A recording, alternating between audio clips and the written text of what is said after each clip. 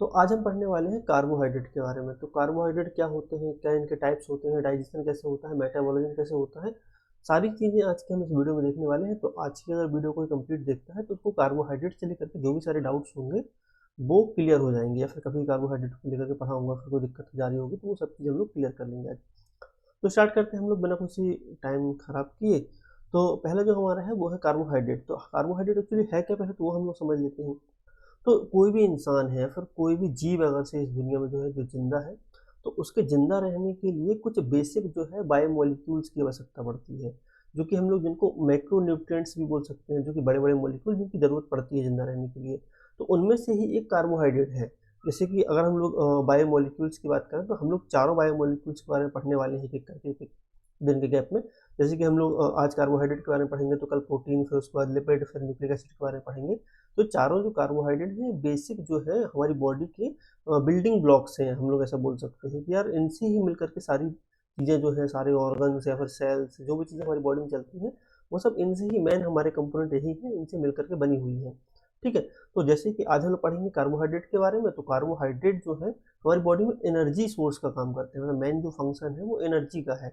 वहीं अगर कल हम लोग जो प्रोटीन्स की बात करेंगे तो हमारी बॉडी की बिल्डिंग ब्लॉक्स जो सेल वगैरह है, तो वो प्रोटीन्स और एंजाइम्स वगैरह सब प्रोटीन से मिलकर के बने हुए होते हैं।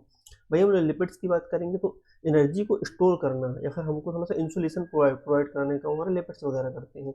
वहीं न्यूक्लिक एसिड तो सबको पता ही है कि न्यूक्लिक एसिड जो है उससे डीएनए और आरएनए बना होता है, जो कि हमारी बॉडी की जो भी सारी सेल चाहे मल्टीप्लाई हो रही हो, चाहे हमारी बॉडी जिस तरीके से काम कर रही है, उस सबकी इन्फॉर्मेशन, जेनेटिक इन्फॉर्मेशन कैरी करने का हमारे न्यूक्लिक एसिड करते हैं। तो ये हमारे कुछ बायोमोलिक्यूल्स हैं जो कि हमारी बॉडी के बिल्डिंग ब्लॉक्स हैं, जिससे मिलकर के हमारी पूरी बॉडी बनी हुई है। तो आज की वीडियो में हम लोग कार्बोहाइड्रेट के बारे में बात करेंगे। तो स्टार्ट करते हैं कार्बोहाइड्रेट के बारे में। तो कार्बोहाइड्रेट की जो अगर डेफिनेशन की हम लोग बात करें तो कार्बोहाइड्रेट 3 कंपाउंड से मिलकर के बनते हैं। फिर एक्स्ट्रा इसमें और चीज़ें जुड़ सकती हैं, लेकिन मेन जो बेसिक जो एक स्ट्रक्चर है कार्बोहाइड्रेट का वो 3 चीज़ों से मिलकर के बना हुआ है। एक है हमारा कार्बन, दूसरा हमारा हाइड्रोजन और तीसरा हमारा है ऑक्सीजन। ठीक है। और इसका जर्नल फार्मूला अगर हम लोग देखें अगर से, तो जर्नल फार्मूला में हमारा आता है CH2O। ठीक है। तो मतलब यहाँ पे एक कार्बन का मॉलिक्यूल, एक कार्बन का एटम, 2 हाइड्रोजन के एटम और एक ऑक्सीजन का एटम। तो इस तरीके से 3 जो एटम है उनके कॉम्बिनेशन से हमारा जो है एक बेसिक जर्नल फार्मूला तैयार होता है हमारा कार्बोहाइड्रेट का। ठीक है। इसको हम लोग हाइड्रोकार्बन्स भी बोलते हैं। अगर हम लोग कार्बोहाइड्रेट की बात करें तो उसको हाइड्रोकार्बन्स भी बोला जाता है। ठीक है। बॉडी के लिए क्या काम करते हैं, मेन एनर्जी सोर्स के रूप में उपयोग होते हैं। तो क्या बात करिए हम लोगों ने कि 3 एटम से मिलकर के बने हुए हैं, कार्बन, हाइड्रोजन, ऑक्सीजन। इसका एक जनरल फॉर्मूला H2O होता है। ठीक है। और हमारा इसको हाइड्रोकार्बन से बोला जाता है, और मेन एनर्जी सोर्स का काम हमारा जो है जो हमारे हैं कार्बोहाइड्रेट्स करते हैं। अब हम लोग बात करें अगर से कि जो ये हमारे कार्बोहाइड्रेट्स होते हैं इनकी क्या क्या जो है हमारे लिए इम्पोर्टेंस है। तो जो हमारी बॉडी में जब भी हम कार्बोहाइड्रेट खाते हैं, तो अगर 1 ग्राम कार्बोहाइड्रेट अगर हम खा रहे हैं अगर से, जो 1 ग्राम कार्बोहाइड्रेट है वो हमको 4 किलो कैलोरी हमको एनर्जी प्रोवाइड कराता है।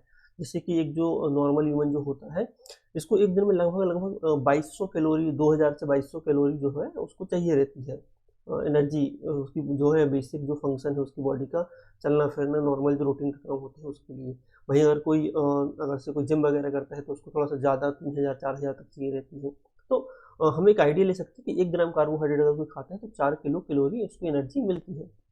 वहीं सबसे ज़्यादा जो ज़रूरत पड़ती है ब्रेन और आरबीसी को सबसे ज़्यादा ज़रूरत पड़ती है ग्लूकोज की। मेन जो हमारा सोर्स है, जो हमारे ब्रेन के लिए एनर्जी सोर्स है या फिर जो आरबीसी के लिए जो एनर्जी सोर्स है, वो हमारा क्या है, वो हमारा ग्लूकोज ही है। क्यों? क्योंकि जो ग्लूकोज जो हमारा होता है, हमारा तो ब्रेन में क्या है, ब्रेन में क्या है कि ब्रेन जो है डायरेक्ट फैटी एसिड्स जो होते हैं जो हमारे बॉडी में स्टोर करते हैं एनर्जी।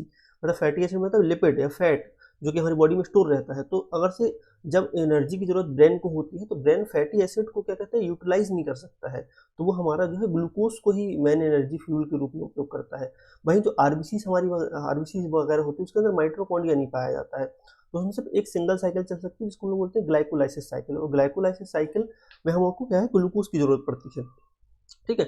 बाकी और जो क्रेफ्ट साइकिल वगैरह हो गई, इनमें तो इनमें अलग अलग चीज़ों की जरूरत पड़ती है, लेकिन जो हमारा मेन जो ग्लाइकोलाइसिस साइकिल है उसमें सिर्फ हमको ग्लूकोज से ही ग्लाइकोलाइसिस साइकिल चल सकती है, क्योंकि आरबीसी के अंदर जो है माइटोकॉन्ड्रिया हमारा नहीं पाया जा रहा है। तो हमने क्या बात करी कि जो हमारा ब्रेन है और जो आरबीसी है, यहाँ पे हम लोग को मेन जो है ग्लूकोज के फॉर्म में ही हमारे हमको एनर्जी मिलती है।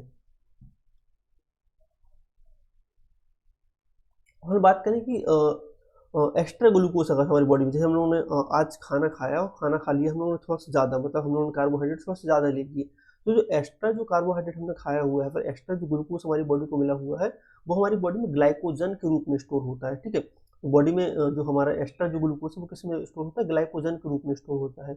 वहीं अगर से कोई व्यक्ति मान लेते हैं कि उसने ग्लूकोज ज़्यादा खाया है, ग्लाइकोजन भी उसकी बॉडी में काफ़ी मात्रा में स्टोर है, तो फिर वो जो ग्लूकोज है वो फैट के रूप में स्टोर होने लगेगा उसकी बॉडी में। तो क्या हुआ कि हम लोगों ने खाना खाया कुछ भी, वो ग्लाइकोजन के रूप में स्टोर होता है, लेकिन और ज़्यादा एक्सेस मात्रा में अगर हम लोग खाते हैं तो फिर वो एज अ फैट के रूप में हमारी बॉडी में स्टोर होने लगता है। ठीक है, तो ग्लूकोज क्या बन सकता है, ग्लाइकोजन बन सकता है, और ज़्यादा खाने से वो फैट के रूप में भी हमारी बॉडी के अंदर स्टोर हो सकता है। तो हमने बात करी कि कैसे जो है ग्लूकोज जो हमारी बॉडी के अंदर काम करता है। वहीं अगर हम लोग बात करें कि जो कुछ जो पेड़ पौधे वगैरह होते हैं या फिर जो कीड़े मकोड़े होते हैं, तो इनकी जो सेल वगैरह होती है, या फिर जो हमारे पेड़ पौधे होते हैं, इनकी जो सेल होती है, ठीक है, सेल इन द सेंस कि हमारी बॉडी की सेल होती है ना, वैसे जो पेड़ पौधे होते हैं इनकी जो सेल होती है वो सेलुलोज की बनी हुई होती है। और सेलुलोज जो है एक टाइप का हमारा पॉलीसेचेराइड है, मतलब कार्बोहाइड्रेट ही है।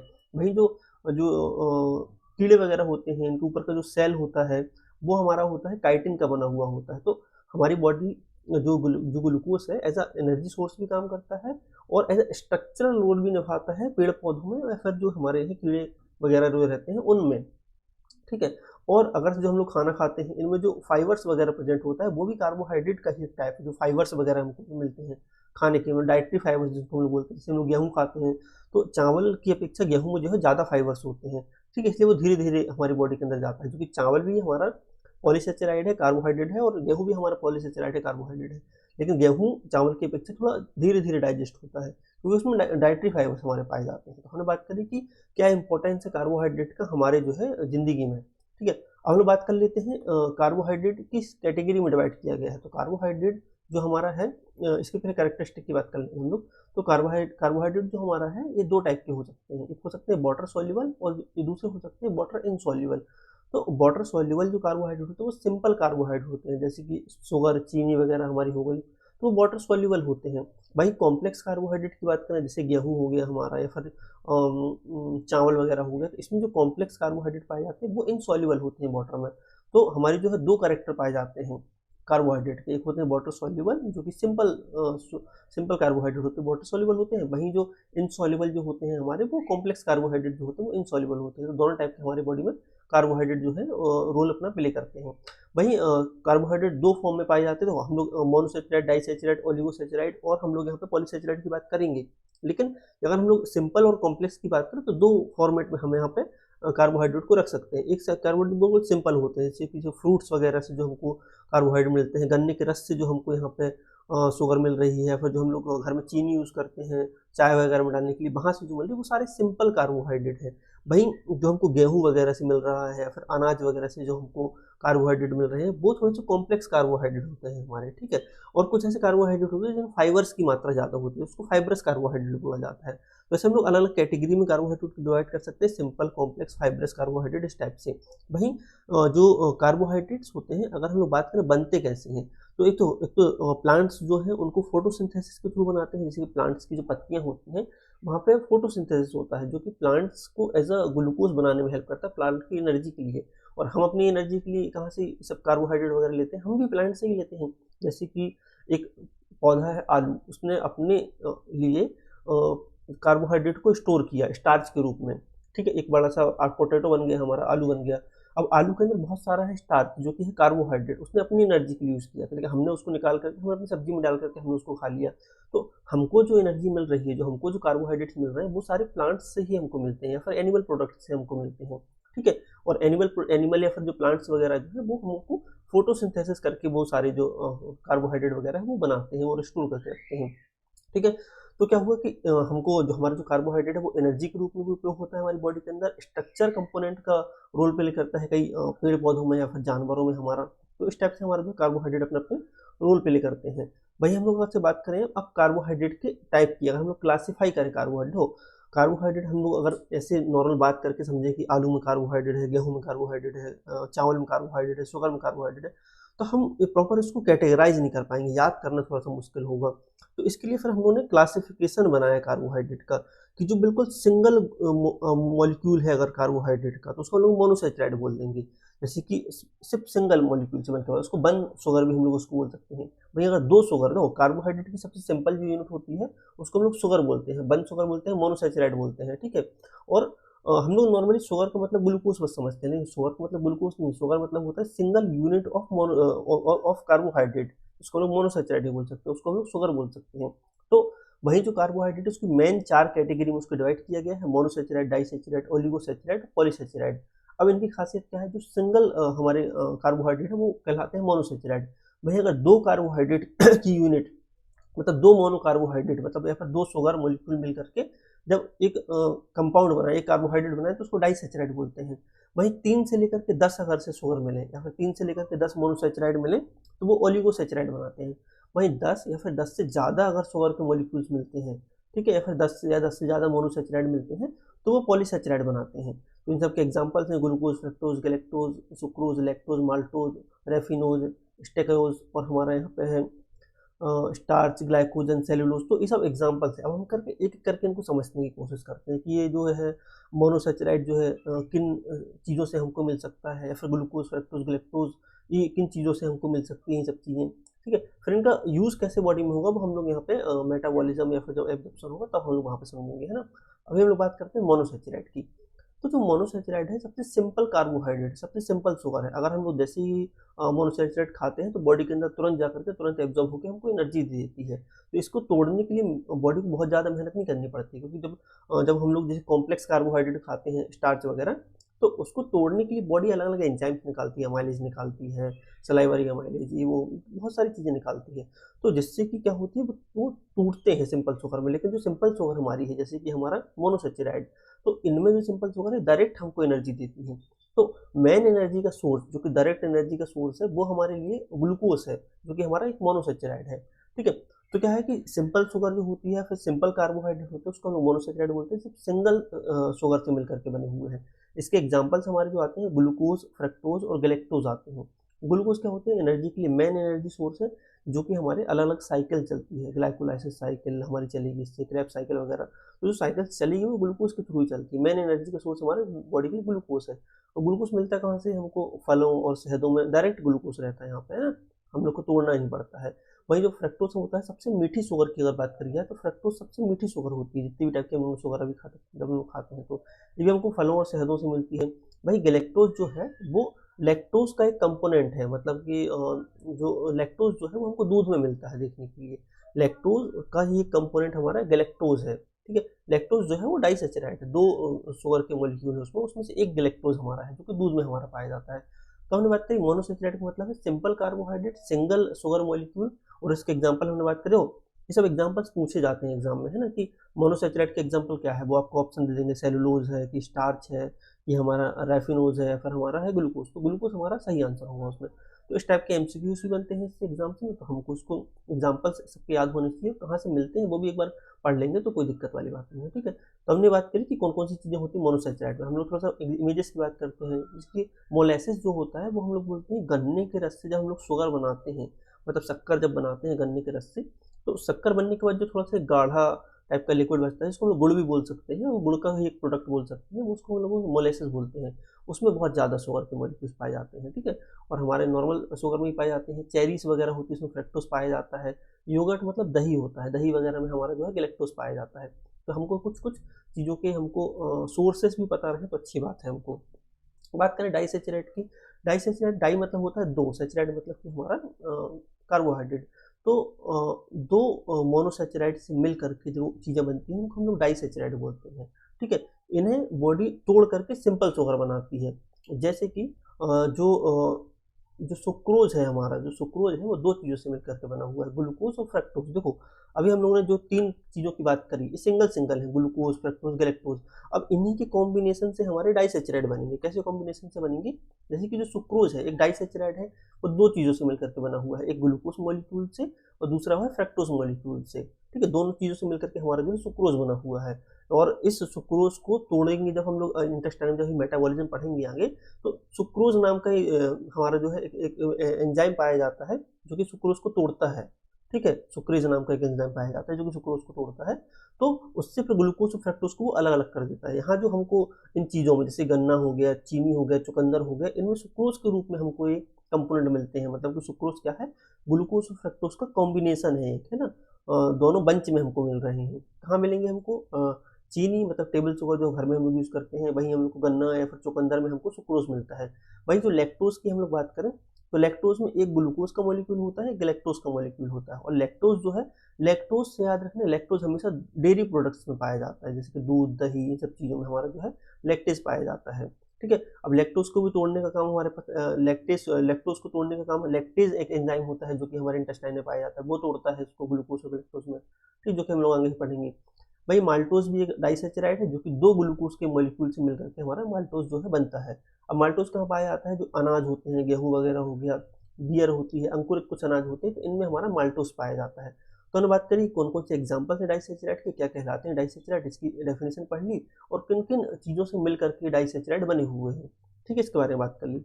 अब बात कर लेते हैं ओलिगोसेचराइड की। ओलिगोसेचराइड मतलब कि ऐसे शुगर मॉलिक्यूल जो कि 3 या फिर 10 के बीच में जो होते हैं वो एग्जिस्ट करते हैं। जैसे कि 3 अगर ग्लूकोज के मॉलिक्यूल बनेंगे, या फिर 5 ग्लूकोज के मॉलिक्यूल अगर रहेंगे और आपस में जुड़े हुए हैं वो, तो वो हमारे ओलिगोसेचराइड कहलाएंगे। ठीक है, 3 या 10, 3 से लेकर के 10 के बीच मोनोसेचराइड हमारे ओलिगोसेचराइड कहलाते हैं। अब जो ये ओलिगोसेचराइड होते हैं, ये हमारे गट के लिए, बैक्टीरिया के लिए बहुत बेनिफिशियल होते हैं। ठीक है, गट के बैक्टीरिया के बेनिफिशियल से हमारा मतलब ये है कि जो हमारे गट के बैक्टीरिया होते हैं उनके लिए एज अ प्रोबायोटिक्स काम करते हैं, जो हमारे जो ओलिगोसेचराइड जो हमारे होते हैं। तो ओलिगोसेचराइड क्या करते हैं, जैसे हम लोग खाते हैं जब ओलिगोसेचराइड, जब हमारे इंटेस्टाइन में जाते हैं तो इंटेस्टाइन के अंदर बैक्टीरियाज पाए जाते हैं जो कि हमारी बॉडी के लिए अच्छे होते हैं बैक्टीरियाज। तो जैसे हमको खाने में कुछ चीज़ें अच्छी लगती हैं, वैसे जो बैक्टीरिया है हमारी गट में, उनको ओलिगोसेचराइड बहुत ज़्यादा अच्छा लगता है और वो उनके लिए बहुत फ़ायदेमंद भी होता है। ठीक है, तो इसको हम लोग यहाँ पे एज अ प्रोबायोटिक्स इफेक्ट भी हम लोग, हमारा जो है बॉडी के अंदर ही कॉज करता है। मतलब बैक्टीरिया को अच्छा लगेगा तो बैक्टीरिया हमारा जो है डाइजेशन को इम्प्रूव कर देगा, हमारी गट हेल्थ बहुत अच्छी हो जाएगी। तो ओलिगोसेचराइड जो है मेन इस टाइप से हमारा जो है काम करता है। कहाँ पे पाया जाता है, इसके एग्जाम्पल क्या है, रेफिनोज जो है इसका एक एग्जाम्पल है। रेफिनोज किससे बना हुआ है, गैलेक्टोज, ग्लूकोज और फ्रक्टोज से मिलकर के बना हुआ है हमारा। ठीक है, कहाँ पाया जाता है रेफिनोज, रेफिनोज बीन्स में देखने के लिए मिलता है, ब्रोकली में देखने के लिए मिलता है। बीन्स मतलब सोयाबीन्स वगैरह हम लोग देख सकते हैं, ब्रोकली में हमको यहाँ पे रेफिनोज देखने के लिए मिल जाएगा। वहीं हमारे हमारे यहाँ पर जो स्टेकायोज जो है, हमारे पास स्टेकायोज में 2 गैलेक्टोज मॉलिक्यूल्स होते हैं, वहीं एक ग्लूकोज और एक फ्रक्टोज मॉलिक्यूल होता है। मतलब ये पेंटोज शुगर है हमारी ना, 5 ग्लूकोज से मिलकर के, 5 की 4, सॉरी 4 ग्लूकोज से मिलकर के बनी हुई हमारी, है ना। तो स्टेकायोज जो है हमारी 2 गैलेक्टोज, एक ग्लूकोज और एक फ्रक्टोज से मिलकर के बनी, जो कि हम सब्जियां फिर सोयाबीन से वगैरह में पाई जाती हैं। तो बात करें ओलिगोसेचराइड, 3 से 10 मोनोसेचराइड से मिलकर के बने होते हैं, गट के लिए फायदेमंद होते हैं। रेफिनोज, स्टेकायोज हमारे जो है इसके एग्जाम्पल है हमारे। हम बात कर लेते हैं पॉलीसेचराइड की। पॉलीसेचराइड नाम से समझ, पॉली मतलब बहुत सारे, सेचराइड मतलब हमारे कार्बोहाइड्रेट, तो जो बहुत सारे मोनो कार्बोहाइड्रेट मोनोसेचराइड से मिलकर के बने हो उनको पॉलीसेचराइड बोलते हैं हम लोग यहाँ पे। अब पॉलीसेचराइड जो है, जैसे हम लोगों ने अभी बात करी थी ग्लूकोज की, डायरेक्ट हमारी बॉडी के अंदर आराम से एब्जॉर्ब हो जाते हैं, वो कोई दिक्कत नहीं होती ज़्यादा। वहीं जो पॉलीसेचराइड की बात करें, वो धीरे धीरे बॉडी के अंदर एब्जॉर्ब होते हैं हमारी, और धीरे धीरे एनर्जी रिलीज करते हैं हमारी बॉडी में। तो इसके एग्जाम्पल्स क्या है, इसके एग्जाम्पल्स में स्टार्च है। स्टार्च मतलब कि जो हमको प्लांट से मिलता है, जैसे गेहूँ, चावल, आलू, इन सब चीज़ों से, जो इन सब चीज़ों के अंदर जो पाया जाता है वो स्टार्च पाया जाता है। ठीक है, तो हमको जो है प्लांट जो है स्टार्च को एज अ फूड सोर्स के रूप में स्टोर करते हैं अपने अंदर, जैसे आलू के अंदर, या फिर जो हमारा चावल हो गया, चावल जो धान जिसको हम लोग बोलते हैं, या फिर जो गेहूँ हो गया। तो जो प्लांट हैं वो जो अपने आगे की जनरेशन के लिए अपने अंदर इसको स्टोर करके रखते हैं स्टार्च को, जिससे कि गेहूँ से नया गेहूँ का पौधा बन सके, या फिर जो है धान जिसको हम लोग चावल बोलते हैं, इससे एक नया पौधा बन सके। ठीक है, स्टार्च जो हमारा आलू है, आलू से फिर और आलू हमारी बन सके। तो जो प्लांट्स हैं इसको एज अ एनर्जी सोर्स, या फिर एज अ प्लांट के अंदर कार्बोहाइड्रेट रखते हैं, जिससे कि आगे की जनरेशन बन सके। लेकिन हम उसको अपने लिए as a energy source use कर लेते हैं, आलू, चावल, गेहूँ को। ठीक है, तो इन सब के अंदर होता है स्टार्च हमारा। इनके एग्जाम्पल्स पूछे जाते हैं कि आलू के अंदर कौन सा कार्बोहाइड्रेट होता है। ठीक है, उनके नाम लिखे रहेंगे कि स्टार्च, ग्लाइकोजन, सेलुलोज, काइटिन, तो हमको स्टार्च में वहाँ पे मार्क करना है। वहीं ग्लाइकोजन जो है, जो प्लांट स्टोरेज के रूप में प्लांट अपने बॉडी के अंदर स्टार्च को स्टोर करके रखते हैं। ठीक है, वहीं जो हम एनिमल्स हैं, किसी भी हम अगर कुत्ते, बिल्ली या फिर इंसानों की अगर बात करें, तो ये जो होते हैं ग्लाइकोजन के रूप में जो है कार्बोहाइड्रेट को स्टोर करते हैं अपनी बॉडी में। क्या हमने ज़्यादा ग्लूकोज खा लिया तो ग्लूकोज जो है हमारी जो है एक साइकिल होगी हमारी, ठीक है, उसके थ्रू क्या है ग्लूकोज जो है हमारी बॉडी के अंदर एज अ ग्लाइकोजन स्टोर हो जाएगा। और जब भी हमको ग्लूकोज की जरूरत पड़ेगी बॉडी में, हम लोग मान लो खाना नहीं खाया है अभी, तो ये ग्लाइकोजन टूट करके फिर एनर्जी बन ग्लूकोज बन करके हमको एनर्जी दे देगा, ठीक है। अब कहाँ पे स्टोर होता है, तो ग्लाइकोजन जो है हमारी लीवर में या फिर मसल्स में यहाँ पे जाकर के स्टोर होता है ग्लाइकोजन हमारा। वहीं सेलुलोज भी एक एग्जाम्पल है हमारा पॉलीसेचेराइड का, जो कि स्ट्रक्चर बनाता है। क्या क्या स्ट्रक्चर बनाता है, पौधों की सेल वॉल बनाता है, ठीक है। तो ये स्ट्रक्चरल कार्बोहाइड्रेट है हमारा, जो कि सेलुलोज है, जो कि पौधों की जो है सेल वॉल बनाता है। वहीं अगर काइटिन की हम लोग बात करें तो काइटिन भी एक स्ट्रक्चरल पॉलीसेचेराइड है, जो कि कीड़ों की जो है ऊपर की लेयर बनाता है, जो कड़ी लेयर जो होती है, झींगे के कड़ी, इन सबकी जो कड़ी कड़ी लेयर होती है या फिर कुछ कीड़े, तो इनकी जो ऊपर की जो लेयर होती है वो काइटिन की बनी हुई होती है, जो कि एक पॉलीसेचेराइड है। तो हमने बात करी पॉलीसेचेराइड का मतलब 10 से ज़्यादा 10 या 10 से ज़्यादा मोनोसेचेराइड मिलकर के पॉलीसेचेराइड बनाते हैं। जब हम उनको खाते हैं तो धीरे धीरे हमारी बॉडी को एनर्जी देते हैं, क्योंकि कॉम्प्लेक्स फॉर्म में होते हैं, इनको तोड़ने में थोड़ा सा टाइम लगता है। हम जो है प्लांट जो है स्टार्च के रूप में क्या बोलते हैं पॉलीसेचेराइड को अपने अंदर स्टोर करके रखते हैं। हम इंसान जो है ग्लाइकोजन के रूप में अपनी बॉडी के अंदर पॉलीसेचेराइड को स्टोर करके रखते हैं। हम खाने में भी स्टार्च वगैरह खा सकते हैं, जो कि हमको जिससे एनर्जी मिल जाएगी, आलू चावल गेहूँ वगैरह। तो हमने बात करी पॉलीसेचेराइड की। तो हमारे सारे अब जो है कार्बोहाइड्रेट लगभग हमने ख़त्म कर दिए हैं। अब मान लेते हैं कि मैंने आलू या फिर चावल या फिर गेहूँ खा लिया, तो अब वो हमारी बॉडी के अंदर डाइजेस्ट कैसे होगा, पचेगा कैसे, तो उसके बारे में बात कर लेते हो। तो हम लोग 3 प्रोसेस की बात करेंगे यहाँ पे। पहली बात करेंगे डाइजेस्ट कैसे होगा, पचेगा कैसे, ठीक है, अंदर कैसे जाएगा, ठीक है, टूटेगा कैसे, वो अलग सिंपल सिंपल ग्लूकोज में कैसे टूटेगा। वहीं फिर इसके बाद हम लोग एब्जॉर्प्शन की बात करेंगे। अब वो टूट गया, इंटेस्टाइन में टूट के पड़ा हुआ है, तो अब इंटेस्टाइन से वो ब्लड में कैसे जाएगा, तो एब्जॉर्ब कैसे होगा हमारी बॉडी के अंदर, उसके बारे में बात करेंगे। देन जब बॉडी के अंदर वो चला गया कार्बोहाइड्रेट, तो वो मेटाबोलाइज कैसे होगा, वो हमारी बॉडी कैसे यूज करेगी अपने काम के लिए उसको, तो वो मेटाबॉलिज्म में पढ़ेंगे। तो हम लोग अब 3 चीज पढ़ने वाले हैं, डाइजेशन, एब्जॉर्प्शन, फिर मेटाबॉलिज्म। तो पहले डाइजेशन की बात कर लेते हैं। तो कार्बोहाइड्रेट जैसे ही हम लोग खाना स्टार्ट करते हैं तो माउथ में ही हमारे सलाइवरी अमाइलेज पाया जाता है। अमाइलेज क्या करता है, कॉम्प्लेक्स कार्बोहाइड्रेट जैसे कि स्टार्च वगैरह को तोड़ करके हमारा जो है माल्टोज वगैरह बना देता है, ठीक है। तो खाते ही हमारे जो माउथ में है जो है वो हमको टूटने लगता है हमारा जो स्टार्च वगैरह होता है। जैसे कि इसका एग्जांपल हम इस टाइप समझ सकते हैं कि जब हम लोग क्या करते हैं कि रोटी को या फिर इस टाइप की चीज़ों को जो कि स्टार्च वगैरह है, इसको ज़्यादा देर तक अगर से चबा लेते हैं तो थोड़ा सा हमको मीठापन एक लगने लगता है मुंह में ही, क्योंकि मुंह में ही इसका जो है हमारा जो है डाइजेशन स्टार्ट होने लगता है हमको, हमारा जो है, ठीक है। तो हमने ये बात करी कि जो कार्बोहाइड्रेट है उसका डाइजेशन हमारा माउथ से स्टार्ट हो जाता है और इंटेस्टाइन के अंदर जाकर के वो कंप्लीट हो जाता है हमारा डाइजेशन जो है, ठीक है। यहाँ पे अलग अलग एंजाइम्स आते हैं जो कि शुगर को तोड़ते हैं और वो अपना काम करते हैं। तो अब हम लोग एक एक एंजाइम्स के बारे में बात कर लेंगे। जैसे कि हमारा डाइजेशन हमने बात करी माउथ से स्टार्ट होता है, तो माउथ से स्टार्ट होता है तो कौन सा एंजाइम आता है, जैसे कि हमारी सलाइवरी जो ग्लैंड्स होती हैं वो सलाइवरी अमाइलेज निकालती हैं। सलाइवरी अमाइलेज जो एक टाइप का एंजाइम है जो कि सलाइवरी ग्लैंड्स में पाया जाता है। जैसे हम खाना चबाते हैं तो जो सलाइवा जब मिक्स होता है खाने में, तो सलाइवा के साथ साथ सलाइवरी अमाइलेज भी उसमें मिक्स होता है, जो कि स्टार्च जो है कॉम्प्लेक्स पॉलीसेचेराइड को जो है उसको माल्टोज में तोड़ देता है, ठीक है। तो माल्टोज एक डाइसेचेराइड है, तो माल्टोज में तोड़ देता है स्टार्च को जो है हमारा जो है सलाइवरी अमाइलेज, ठीक है। अब जो ये माल्टोज टूट चुका है वो अब बॉडी के आगे में जाएगा, स्टमक वगैरह में जाएगा। तो वो स्टमक जो है कुछ खास यहाँ पर रोल प्ले नहीं करता है, डाइजेशन में नहीं करता है खास रोल प्ले। और स्टमक के अंदर जो HCl एंजाइम पाया जाता है, HCl जो है HCl हाइड्रोक्लोरिक जो एसिड जो हमारा है, वो एंजाइम को मतलब जो सलाइवरी एंजाइम को जो है इनएक्टिवेट कर देता है। मतलब जो थोड़ा डाइजेस्ट कर रहा था सलाइवरी अमाइलेज जैसे हमने खाया, और जैसे वो हमारे स्टमक के अंदर जाएगा तो उसको इनएक्टिवेट कर देगा। अब वो जो है अमाइलेज काम नहीं करेगा यहाँ पे हमारा, ठीक है। तो कार्बोहाइड्रेट का डाइजेशन स्टमक में नहीं होता है हमारा, सलाइवरी ग्लैंड में हुआ, माल्टोज माल्टोज थोड़ा बहुत बना, फिर आगे गया हमारे पेट के अंदर गया। हाँ, ऐसा हो सकता है कि हमने जल्दी जल्दी में रोटी के बड़े बड़े टुकड़े थोड़े से खा लिए, तो जो है स्टमक जो है प्रॉपर कंट्रैक्शन और रिलैक्सेशन से, मतलब जो स्टमक जो अपना जो है सिकुड़ता है, फैलता है, इससे वो उन टुकड़ों को जो हमने बड़े बड़े टुकड़े खा लिए हैं उसको छोटे छोटे टुकड़ों में जरूर तोड़ सकता है, लेकिन यहाँ पे कोई एंजाइमेटिक प्रोसेस नहीं होती है हमारी, ठीक है। भाई जब प्रोटीन या फिर फैट की बात करेंगे तो उनका जरूर यहाँ पे जो है डाइजेशन होता है, लेकिन हम लोग जो है कार्बोहाइड्रेट है वो उसका डाइजेशन नहीं होता है, क्योंकि अमाइलेज को जो है HCl इनएक्टिवेट कर देता है, ठीक है। अब हम लोग आगे चलते हैं, एक मिनट थोड़ा सा स्क्रीन देख लेता हूँ मैं, सही चल रहा है नहीं चल रहा सारी चीज़ें, ठीक है, सारी चीज़ें सही चल रही हैं, ठीक है। तो अब हम लोग बात कर लेते हैं हमारा जो खाना जो हमने खाया, मान लो कि हम लोग रोटी खाई हुई है, वो माउथ में गई, उससे अमाइलेज मिला, स्टार्च से उसने माल्टोज में कन्वर्ट किया और रोटी हमारे पेट के अंदर चली गई। अब पेट में जो HCl एंजाइम है, उस जो एंजाइम जो अमाइलेज एंजाइम था, HCl ने उसको इनएक्टिवेट कर दिया। अब वो अंदर जाएगा हमारे इंटेस्टाइन में। तो अब इंटेस्टाइन के अंदर क्या होगा, तो इंटेस्टाइन जो हमारी होती है उसके साइड में ही एक पैंक्रियाज नाम का एक हमारा जो है ऑर्गन पाया जाता है। और पैंक्रियाज जो है पैंक्रियाटिक अमाइलेज नाम का जो है एंजाइम रिलीज करता है। सलाइवरी अमाइलेज जो था वो सलाइवरी ग्लैंड बना रही थी, वही पैंक्रियाटिक अमाइलेज जो है वो पैंक्रियाज बनाता है। और पैंक्रियाज उस पैंक्रियाटिक अमाइलेज को ड्यूडेनम के थ्रू हमारे इंटेस्टाइन में भेज देता है। अब जो पैंक्रियाटिक अमाइलेज जो था हमारा, वो आया कहाँ पे, हमारे ड्यूडेनम में, मतलब स्मॉल इंटेस्टाइन के एक पार्ट में। जो हमने रोटी खाई हुई थी वो स्मॉल इंटेस्टाइन में पहुंची, वहाँ पे हमारा अमाइलेज आया।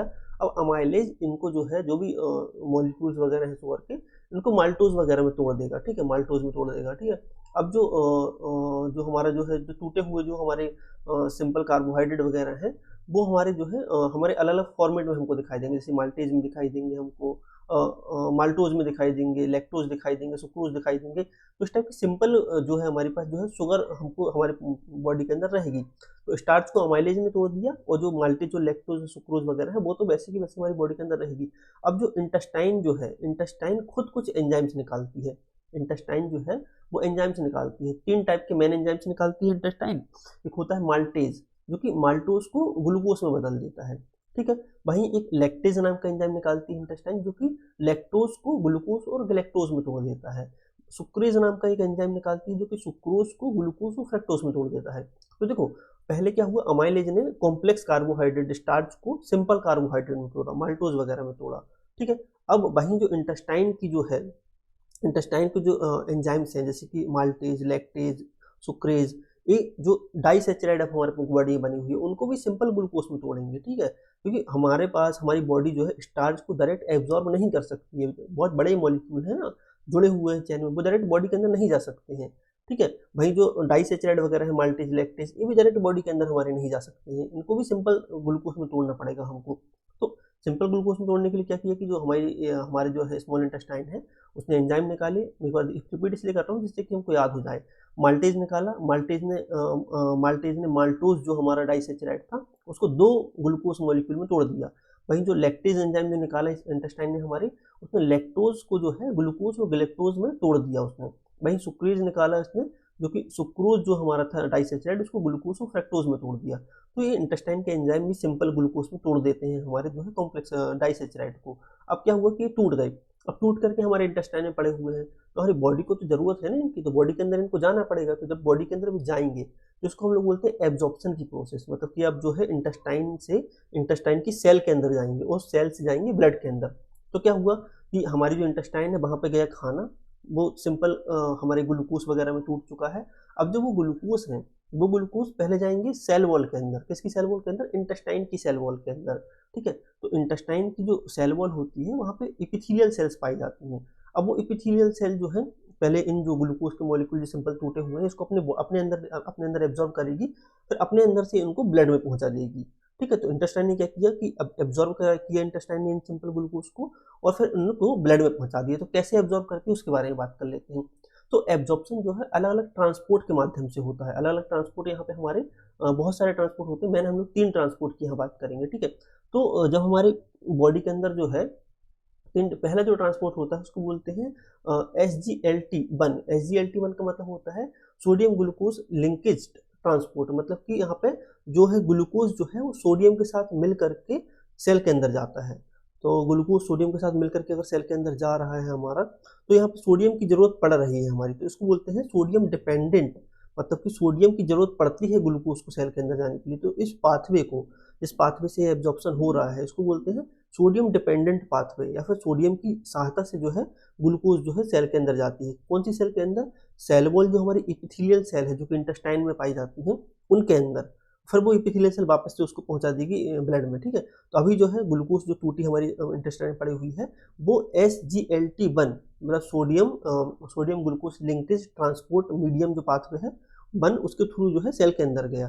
तो सोडियम की जरूरत पड़ क्यों रही है? जैसे कि जब किसी व्यक्ति को डिहाइड्रेशन वगैरह हो जाता है, जैसे कि किसी व्यक्ति को बहुत ज़्यादा अगर से वोमिटिंग वगैरह हो रही है ना, तो और फिर उल्टी दस्त हो रहे हैं दोनों साथ में, तो उसको बहुत ज़्यादा उसके अंदर पानी की कमी हो जाती है। तो जब हम लोग उसको ORS देते हैं, तो ओआरएस में क्या होता है, शक्कर और नमक का घोल होता है, ठीक है। तो शक्कर तो ग्लूकोज है, उसकी बॉडी को भाई एनर्जी की भी जरूरत है और पानी की भी जरूरत है। तो क्या होता है, जो हमारे जो शक्कर होती है वो डायरेक्ट जो है बॉडी के अंदर नहीं जा सकती है, क्योंकि उसके लिए सोडियम की जरूरत है, उसको है ना एक्टिव ट्रांसपोर्ट के थ्रू जाएगी हमारी। तो जब उसके साथ सोडियम जो कि नमक में मिलता है हमको, तो नमक और शक्कर को हमने मिला दिया तो एक अच्छा कॉम्बिनेशन बन गया, जिससे कि हमारी जो इंटेस्टाइन की सेल वॉल है इसको आसानी से अपनी बॉडी के अंदर एब्जॉर्ब कर सकती है। सोडियम और ग्लूकोज मिला और उसको SGLT1 के माध्यम से बॉडी ने उसको अपने अपने अंदर जो है अवशोषित कर लिया। इसलिए हम लोग ORS देते हैं उस व्यक्ति को जिसको डिहाइड्रेशन हुआ होता है। तो जब ग्लूकोज और जब सोडियम जब अंदर जाता है, किसकी, हमारे सेल वॉल के अंदर जाता है, ब्लड में जब जाता है, तो साथ में वो पानी को भी लेकर के जाता है, जिससे कि बॉडी वापस से डिहाइड्रेट हमारी होने लगती है। ठीक है, तो क्या हुआ, ग्लूकोज सोडियम मिला, दोनों सेल वॉल के अंदर गए, इंटेस्टाइन की सेल वॉल के अंदर, और साथ में पानी को भी ले गए। ठीक है, और फिर वो जो इंटेस्टाइन की सेल जो है हमारी, वो वापस से उसमें ब्लड में पहुंचा दिया, और ब्लड जो है पूरी बॉडी में सर्कुलेट कर देगा ग्लूकोज को, जहाँ जरूरत होगी वहाँ पे यूज हो जाएगी ग्लूकोज।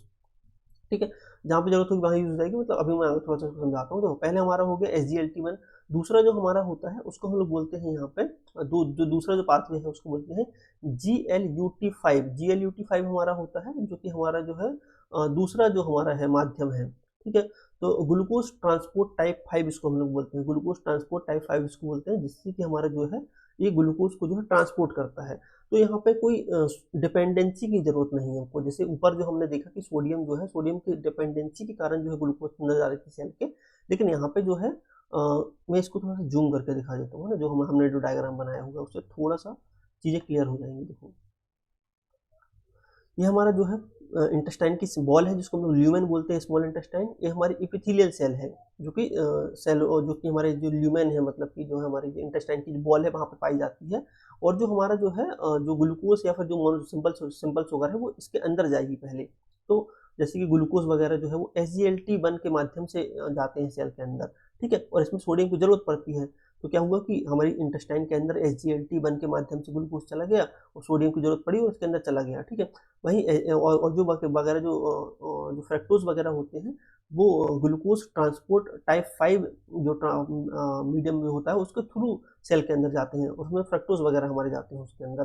ठीक है, तो हमारे चला गया। इसमें क्या होता है कि जैसे कि ऊपर वाले में हमको सोडियम की जरूरत पड़ रही थी अंदर जाने के लिए, इसमें सोडियम की जरूरत नहीं पड़ती है हमको।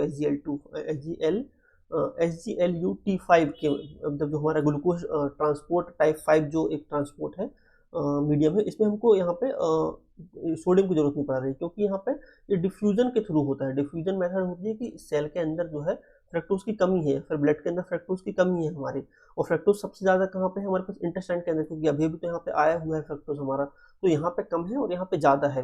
तो जहाँ पे ज्यादा रहता है वहां से चीजें डिफ्यूज होती हैं, इसको हम लोग डिफ्यूजन की प्रोसेस बोलते हैं। तो डिफ्यूज होने की प्रोसेस है, उसके थ्रू जो है हमारा जो है फ्रक्टोज जो है वो जाता है सेल के अंदर। तो ग्लूकोज चला गया हमारा सोडियम के साथ, फ्रक्टोज चला गया हमारा डिफ्यूजन के थ्रू। ठीक है, और जो मोनोसैचराइड वगैरह कुछ होते हैं जो हमारे अब अंदर जा चुके हैं, अभी जाएंगे GL2 मतलब ग्लूकोज ट्रांसपोर्ट टाइप 2 जो एक ट्रांसपोर्ट होता है उसके उसके थ्रू जाएंगे ब्लड में। ठीक है, तो क्या हुआ, सेल के अंदर गए और सेल से ब्लड के अंदर चले गए। अब जो ब्लड के अंदर भी चले गए तो ब्लड जो है इसका क्या करेगा भाई, एनर्जी बनानी है, तो ब्लड भी उसको वहां लेके जाएगा जो एनर्जी बनाता है। तो लीवर जो है इसको मेन जो है मेटाबोलाइज करता है, जो भी हमने खाया हुआ है, फिर जो स्टोर करने का काम है। मान लो ज्यादा ग्लूकोज हमने खा ली तो लीवर जो है ग्लाइकोजन के रूप में उसको स्टोर कर लेगा, और जो लीवर जो है देखता है, तो मेटाबॉलिज्म जो चीजों का है वो लीवर के अंदर होता है। तो लीवर मेटाबोलाइज करेगा चीजों को, ठीक है, बनाएगा, जो जरूरत होगी हमारी बॉडी को वो उसको बनाएगा। तो हमने बात करी कि कैसे बॉडी के अंदर जाता है, डाइजेशन कैसे होता है, और बॉडी के अंदर पहुंचा एब्जॉर्प्शन कैसे हुआ उसका। और अब हम बात करेंगे कि बॉडी कैसे यूज करेगी जो हमने कार्बोहाइड्रेट खाया हुआ है, जो ग्लूकोज हमारी बॉडी के अंदर गई है। तो बॉडी अलग अलग साइकिल्स चलाती है, जैसे कि पहली होती है ग्लाइकोलाइसिस साइकिल। ग्लाइकोलाइसिस साइकिल का मतलब होता है ग्लूकोज को लाइस करना, तोड़ना। तो ग्लूकोज को तोड़ करके चीजें बनाना, मतलब अपने लिए एनर्जी बना लेना, वो ग्लाइकोलाइसिस साइकिल कहलाती है। तो जो हमने जो ग्लूकोज खाया, जो ग्लूकोज हमारी बॉडी के अंदर ब्लड में पहुंच चुका है, अब वो ग्लूकोज जाएगा सेल्स के अंदर। ठीक है, अब वो सेल जो होती है, सेल के साइटोप्लाज्म में जो है ग्लाइकोलाइसिस की साइकिल होती है। तो ये पॉइंट्स याद रखना कि ग्लाइकोलाइसिस की साइकिल साइटोप्लाज्म सेल के साइटोप्लाज्म में होती है। वहीं जो क्रेब्स साइकिल जो होती है माइटोकॉन्ड्रिया के मैट्रिक्स वाले पार्ट में होती है। और जो ETC इलेक्ट्रॉन ट्रांसपोर्ट चेन वाली जो साइकिल हमारी होती है वो माइटोकॉन्ड्रिया की इनर मेम्ब्रेन में होती है। ठीक है, जिनके नाम याद रखना है, एक एक करके उनको समझ लेते हैं। तो ग्लाइकोलाइसिस जो हमारी है वो जो सेल होती है हमारी उसके साइटोप्लाज्म में पूरी होती है। तो ग्लूकोज यहाँ पे टूट करके पाइरूवेट बनाता है, और जब ग्लूकोज जब सेल टूट करके पायरुवेट बनता है तो इसमें हमारे जो है 2 एटीपी और 2 NADH रिलीज होते हैं। अब जो 2 एटीपी है वो हमारी एनर्जी मॉलिक्यूल है, मतलब कि हमको जैसे कुछ भी सामान खरीदना है अगर से कहीं से, तो हमको पैसे की जरूरत पड़ती है, करेंसी हमारी जो है पैसा है। वैसे ही जो बॉडी की जो करेंसी है एनर्जी, वो हमारी एटीपी है। एटीपी के फॉर्म में ही बॉडी जो है एनर्जी यूज करती है। हम अगर मैं हाथ ऐसे ऐसे मूव कर रहा हूँ तो हमारे जो मसल्स हैं उनको जो है करेंसी, जैसे हमको पैसे चाहिए रहते हैं अपने काम करने के लिए, वैसे जो बॉडी को जो है जिससे वो मूव करेगी तो उसको एटीपी चाहिए होते हैं। तो एटीपी बॉडी के लिए एनर्जी की करेंसी है हमारी, ठीक है, जो कि ग्लूकोज से बन रही है। तो क्या हुआ, ग्लूकोज जो है सेल के साइटोप्लाज्म में टूट करके पायरुवेट बनाता है, और जब वो ग्लूकोज पायरुवेट जब बनता है तो 2 एटीपी रिलीज करता है और 2 NADH रिलीज करता है। अब जो ये पायरुवेट बना हुआ है ये जाता है माइटोकॉन्ड्रिया के अंदर। अब माइटोकॉन्ड्रिया जो है, माइटोकॉन्ड्रिया का मैट्रिक्स वाला जो पार्ट है, अंदर वाला मैट्रिक्स वाला जो पार्ट है, इस मैट्रिक्स वाले पार्ट में जो है पायरुवेट जो है एसिटाइल कोएंजाइम बनाता है। और जब पायरुवेट जो एसिटाइल कोएंजाइम बनाता है, ये प्रोसेस बहुत ज़्यादा लंबी है ना, पूरी कॉम्प्लेक्स प्रोसेस में यहाँ एक्सप्लेन नहीं कर रहा हूँ मैं, फर्स्ट प्रोडक्ट और एंड प्रोडक्ट की बात कर रहा हूँ, और इसमें जो बीच में जो चीज़ें निकलती हैं उसकी बात कर रहे हैं हम लोग यहाँ पे ना। तो ग्लाइकोलाइसिस साइकिल हमने 11th-12th में ही पढ़ी हुई है, कॉलेज में ही पढ़ी हुई है, बहुत लंबी साइकिल है ना, चाहे तो पढ़ सकते हैं उसको एग्जाम पॉइंट ऑफ व्यू से, लेकिन मैं यहाँ पे सिर्फ मेन प्रोडक्ट और एंड प्रोडक्ट बता रहा हूँ, क्या रिलीज हो रहा है वो बता रहा हूँ, कि हमको तो मैं नहीं पता करना है कि एक्चुअली बॉडी यूज कैसे कर रही है ग्लूकोज को, कार्बोहाइड्रेट को, ठीक है। तो हमने बात करी कि जो यहाँ पे साइटोप्लाज्म में जो पायरुवेट बना वो माइटोकॉन्ड्रिया के मैट्रिक्स में गया, और जो पायरुवेट जो है वो एसिटाइल कोएंजाइम बनता है, और जब पायरुवेट एसिटाइल कोएंजाइम बनता है तो साथ में 2 ATP 6 NADH रिलीज होते हैं हमारे, 2 FADH रिलीज होते हैं। तो हमारे क्या होगा कि जब पायरुवेट जो है एसिटाइल कोएंजाइम ए बना तो हमारे 2 ATP रिलीज हुए, 6 NADH रिलीज हुए, 2 FAD रिलीज हुए हमारे, ठीक है, FDH रिलीज हुए। तो ये जो रिलीज हुए हैं हमारे, इसमें 2 ATP यहाँ बन गए, 2 ATP यहाँ बन गए, एक हमारे जो है ग्लूकोज के मॉलिक्यूल से। वहीं जो हमारे जो है माइटोकॉन्ड्रिया जो है, अब जो ये NADH वगैरह है, FDH वगैरह, ये सब चीज़ें माइटोकॉन्ड्रिया के इनर मेम्ब्रेन में जाएंगी। अब इनर मेम्ब्रेन में जब जाएंगी तो इनर मेम्ब्रेन में हमारे क्या है और एटीपीस बनते हैं इससे, ठीक है। तो एटीपीस हमारे लगभग 32 हमारे जो है एटीपीस बनते हैं, 32 से 34 एटीपीस लगभग जो है हमारे बनते हैं, ठीक है। किसके अंदर, ETC के अंदर, इलेक्ट्रो ट्रांसपोर्ट चेन जो हमारी होती है इसके अंदर। और जो इलेक्ट्रॉन ट्रांसपोर्ट चेन जो होती है वो माइटोकॉन्ड्रिया के इनर वॉल में चलती है। तो क्या हुआ कि हमारे 2 ATP यहाँ बन गए ग्लूकोज से, 2 ATP यहाँ पे बन गए, और लगभग हमारे यहाँ पे 32 से 34 यहाँ पे बन गए। तो लगभग जो हमारे टोटल अगर इनका किया जाए तो 36 से लेकर के 38 है ना, 36 से 38 लगभग बोलते हैं ना, कई बार लोग 36 बोल देते हैं, कई बार 38 बोल देते हैं। तो लगभग हमारे 36 से 38 ATP पर ग्लूकोज मॉलिक्यूल बनते हैं हमारी बॉडी के अंदर, जो कि अलग अलग साइकिल्स के थ्रू बनते हैं, ठीक है, एक ही साइकिल में नहीं बन जाते हैं, अलग अलग साइकिल्स के थ्रू लगभग 36 से 38 जो है हमारे ATPs बनते हैं। तो हमने बात की मेटाबॉलिज्म की। अब इन मेटाबॉलिज्म जो हमारी बॉडी के अंदर हो रहा है, तो क्यों हो रहा है, क्योंकि हमको ATP चाहिए, और ATP से पूरी बॉडी जो है काम करेगी, अपनी नॉर्मल जो साइकिल होती है, नॉर्मल जो चीज़ें होती हैं RBCs का मूव करके ऑक्सीजन को ट्रांसपोर्ट करना, तो उसको भी एनर्जी की जरूरत है। वहीं जो हमारी ब्रेन को काम करना है उसके लिए भी ATP की जरूरत है, तो वही भी ATP बन रहे हैं वहाँ पर। तो बॉडी के हर एक पार्ट को जरूरत है अपने काम करने के लिए, मसल्स को जरूरत है हाथ पैर चलने के लिए ATP की, ब्रेन को काम करने के लिए ATP की जरूरत है, ब्लड को यहाँ वहाँ जा करके अपना काम करने के लिए ATP की जरूरत है। वो सारा ATP किससे बन रहा है, कार्बोहाइड्रेट से बन रहा है हमारा। और कार्बोहाइड्रेट का मेटाबॉलिज्म कैसे होता है अब हमने समझ लिया अब यहाँ पर। अब कार्बोहाइड्रेट के साथ और भी कुछ चीज़ें होती हैं, जो कि लास्ट हमारा पेज है इसमें हम लोग देख लेते हैं। तो एक चीज़ होती है ग्लाइकोजेनेसिस। ग्लाइकोजेनेसिस का मतलब होता है ग्लूकोज को बॉडी स्टोर करती है, जब ज़्यादा ग्लूकोज हम खा लेते हैं तो उसको बोलते हैं ग्लाइकोजेनेसिस। मतलब ग्लूकोज से हम लोग यहाँ पे ग्लाइकोजन बना रहे हैं, तो उसको बोल रहे हैं ग्लाइको मतलब ग्लाइकोजन, और जेनेसिस मतलब बनना। तो ग्लाइकोजेनेसिस में क्या होता है, ग्लूकोज हमारी बॉडी में स्टोर होता है। और हम लोग यहाँ पे ग्लाइकोजिनोलाइसिस की बात करें तो ग्लूकोज जो हमारा है, जो कि ग्लाइकोजन के रूप में अब स्टोर हुआ था, अब वो ग्लाइकोजन जब हमारी बॉडी को जरूरत रहेगी ग्लूकोज की एनर्जी बनाने की, तो ग्लाइकोजन टूटेगा। तो क्या है, हम लोग नाम से समझ में आ रहा है ग्लाइकोजिनोलाइसिस, मतलब ग्लाइकोजन का टूटना, लाइसिस होना उसका, और उससे बनना ग्लूकोज, तो वो कहलाता है ग्लाइकोजिनोलाइसिस। तो एक तो हो गया ग्लाइकोलाइसिस जो कि ग्लूकोज को टूटना है, ग्लाइकोजिनोलाइसिस ग्लाइकोजन को टूटना है, और ये आपस में रिवर्सिबल प्रोसेस है, इससे बनता है इससे बनता है, इस टाइप की चीज़ें हैं। एक होती है ग्लाइकोन्यूजेनेसिस, मतलब कि ग्लूकोज से मतलब कि ग्लूकोज जो है वो यहाँ पे हमारा ग्लाइकोजन से नहीं बन रहा है, मतलब हमारी बॉडी में मान लेते हैं हमने 5 दिन तक खाना नहीं खाया, अब 5 दिन तक खाना नहीं खाया तो ग्लाइकोजन इतना नहीं था कि 5 दिन तक चल सके। तो फिर वो ऐसी चीज़ें जो कि हमारी कार्बोहाइड्रेट नहीं है, उससे ग्लूकोज बनाएगी हमारी बॉडी। जैसे एग्जांपल के लिए फैट, तो फैट जो है बहुत ज़्यादा एनर्जी रहती है फैट के अंदर, ठीक है। तो फैट से जब बॉडी जो है ग्लूकोज बनाएगी हमारी, तो उसको बोल देंगे हम लोग यहाँ पे ग्लाइकोजिनोलाइसिस, मतलब कि ग्लूकोज का प्रोडक्शन होना अलग किसी एक चीज़ से, जैसे कि फैट से प्रोडक्शन होना हमारा, ठीक है, तो उसको ग्लाइकोजिनोलाइसिस बोलते हैं। तो हमने बात कर ली कि क्या कहलाते हैं कार्बोहाइड्रेट, कैसे होते हैं और क्या इनका काम है, कार्बोहाइड्रेट के क्यों हमको ज़रूरी है, कि हमारे लिए एसेंशियल मैक्रो न्यूट्रिएंट्स है जो कि हमारी बॉडी के लिए एनर्जी के लिए ज़रूरत है, कैसे ये टूटता है, ठीक है, और कैसे हमको जो है देता है एनर्जी। अगर ज़्यादा मात्रा में हम लोग कार्बोहाइड्रेट खा लेंगे तो फिर ये डायबिटीज़ का कारण या फिर हमको मोटापे का कारण हो सकता है, ओबेसिटी का कारण बन सकता है, ठीक है। तो आज की क्लास हम लोग यहाँ पे एंड करते हैं और अभी हम लोग एमसीक्यू वाली क्लास में मिलेंगे, ठीक है। तो thank you for watching this video, और अभी हम लोग एमसीक्यू वाली क्लास में लगभग 20 एमसीक्यू सॉल्व करेंगे और फिर वहाँ पे हम लोग मिलते हैं।